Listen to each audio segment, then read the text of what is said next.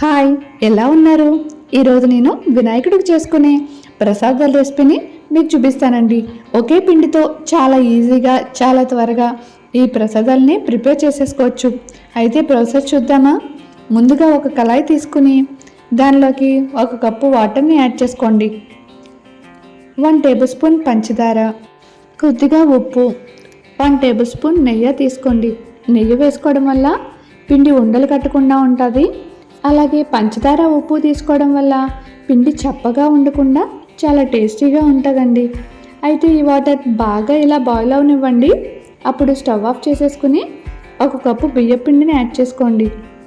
ఈ వాటర్ మొత్తంలో ఈ బియ్యం పిండి కలిసే విధంగా బాగా కలుపుకోండి. స్టవ్ ఆఫ్ చేయడం మాత్రం మర్చిపోకండి, లేదంటే పిండి మాడిపోతుంది. దీన్ని మూత పెట్టి చల్లారనిద్దాము. ఇప్పుడు మనం దీనిలోకి కొబ్బరి నూనెని తయారు చేసుకుందాం. 1 టేబుల్ స్పూన్ నెయ్యి యాడ్ చేసుకున్నాను. నేను ఇందులోకి డ్రై ఫ్రూట్స్ని ఫ్రై చేసుకుంటున్నాను. ఇది ఆప్షనల్ అండి, మీరు కావాలంటే ఫ్రై చేసుకోండి. వేసుకోవడం వల్ల తిన్నప్పుడు మధ్య మధ్యలో డ్రై ఫ్రూట్స్ తగిలి టేస్ట్ చాలా బాగుంటుంది. 1 కప్పు పచ్చి కొబ్బరి తురుముని యాడ్ చేసుకున్నాను.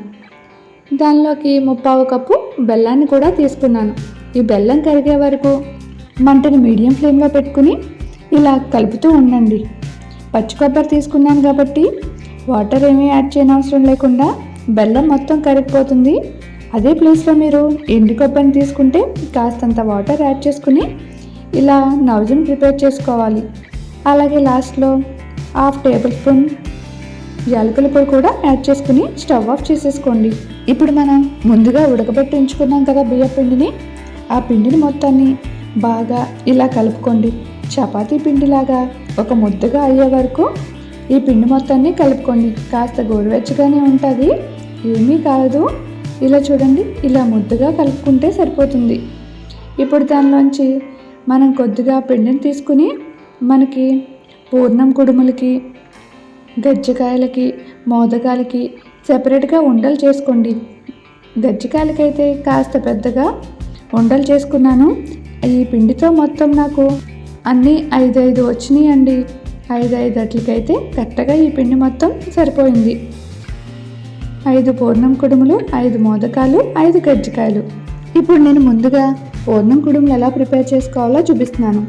మనం తీసుకున్నాం కదా పిండి ముద్దల్ని, వీటిని ఇలా పల్చగా ఒక గిన్నెలా రెడీ చేసుకోండి. విడిపోకుండా అలా సాఫ్ట్గా నొక్కుంటూ, మీకు కాస్త విడుతుంది అనుకుంటే కొద్దిగా వాటర్ చెమ్మ చేసుకుని హ్యాండ్స్కి అలా చేసుకోండి. ఇలా గిన్నెలా వచ్చింది కదా. ఇప్పుడు దీనిలోకి మనం ముందుగా స్టఫింగ్ రెడీ చేసుకుని ఉంచుకున్నాం కదా కొబ్బరి నూనెని, దాన్ని కొద్దిగా యాడ్ చేసుకోండి. ఇప్పుడు మొత్తం ఇలా క్లోజ్ చేసేసి ఈ పూర్ణం కనిపించకుండా ఇలా చేసుకోండి. ఎక్కడైనా కాస్త పూర్ణం కనిపిస్తుంది అనుకుంటే కొద్దిగా వాటర్ యాడ్ చేసుకుని పిండిని ఇలా అడ్జస్ట్ చేస్తే పూర్ణం బయటకు రాకుండా ఈ కుడుములు అయితే మనకి రెడీ అవుతాయి. ఇప్పుడు పూర్ణం కుడుముల రెసిపీ రెడీ చేసాము. ఇప్పుడు మనం సెకండ్ రెసిపీని మోదకాలను ఎలా ప్రిపేర్ చేయాలో చూద్దామా. మోదకాలకు కూడా అలాగే ఇలాగా చిన్న గుంటలా చేసుకోండి. మనం తీసుకున్నాం కదా కొబ్బరి నూనెని, దాన్ని కొద్దిగా ఈ పిండిలోకి పెట్టేసుకుని మొత్తం క్లోజ్ చేసేసుకోండి.